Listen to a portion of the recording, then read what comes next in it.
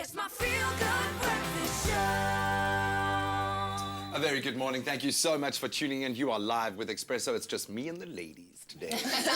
I'm relishing this opportunity, but we're going to get quite serious now. And this is something that I think, with the amount that we explore social media and we see all the new apps that are coming on online, and I realize how much older I am than the core generation that is competent on the web at the moment, it does scare me a lot. Yeah. Well, it does. With our children more and more going online, it's time for us to manage their digital presence. And who other to talk us through it than our expert, Nikki Bush. When it comes to the digital world, every child has the potential to become many different things online. And as parents, we need to be awake to those choices our children make online. Now, joining us in studio, we have parenting expert and author of Tech Savvy Parenting, Nikki Bush, to chat about the vast digital landscape in the context of our children. Nikki, lovely to have you. And let me start off the bat by saying I think this is a scary field for us parents. When it comes to online, even myself, with my kids being very young still, it's scary to think, the possibilities that are out there.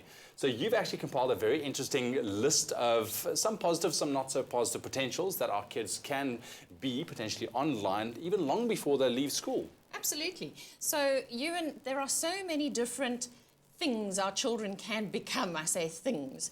And we're looking at any child could become a perpetrator of cyberbullying or cybercrime. By the same token, they could become the victim. And there's no specific personality type. So, for example, your cyberbully online could be being bullied at home. And to make themselves feel more powerful and better, they start bullying online. In a more anonymous context. And so this cycle of bullying happens. And then we have the potential for our children to become an upstander or a bystander. An upstander who stands up for their friend who's being cyberbullied and says, hello, help, this child needs help. Or children who just watch it happening. In fact, they might even like the site where it's happening. Oh, wow. Or like the Facebook page that has been copied or cloned, or because you have identity theft online. And instead of telling somebody, they get involved in the whole thing. Sometimes inadvertently because they're just following the herd, and sometimes because they seriously want to do some kind of harm. So we have these huge contradictions online where even nice children can be naughty or nasty online.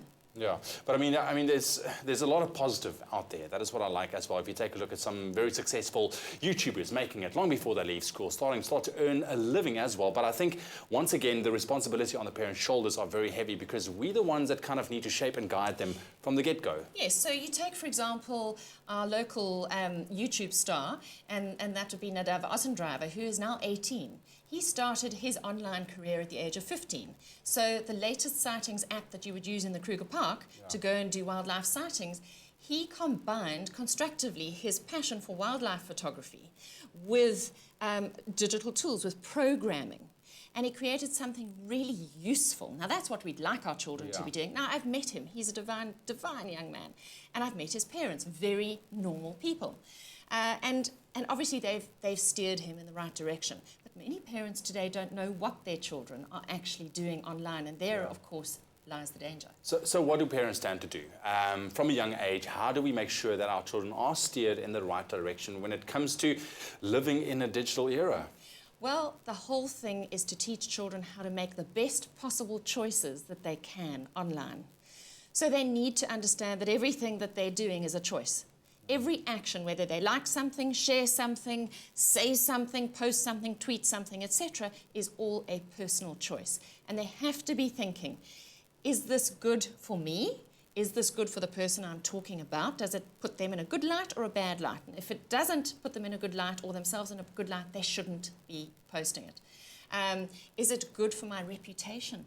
Reputational risk is massive online. What parents need to read is what the emotional void could potentially be in their children. And as they're growing up, especially in the teenage years, sometimes they can have good days and bad days, good months and bad months. And if there's a big emotional void, often what children are doing today is they are plugging it, they're filling it with a digital life. And sometimes they're doing stuff that they shouldn't be doing to make themselves feel better, to make themselves feel part of a group, etc. And then always be connecting. You have to find ways to continually be connecting with your children in the offline world and in the online world. That's it. Well, Nikki, thank you so much, man. Really appreciate your advice this morning. This is a rather scary topic for a lot of parents out there. But at the end of the day, we really need to bring our children up to believe that people are more important than screens, and understanding that the powerful digital devices that they use every day can be used either as a weapon or a tool. And this is a choice. It is their choice, and every choice has, of course, their consequences at the end of the day.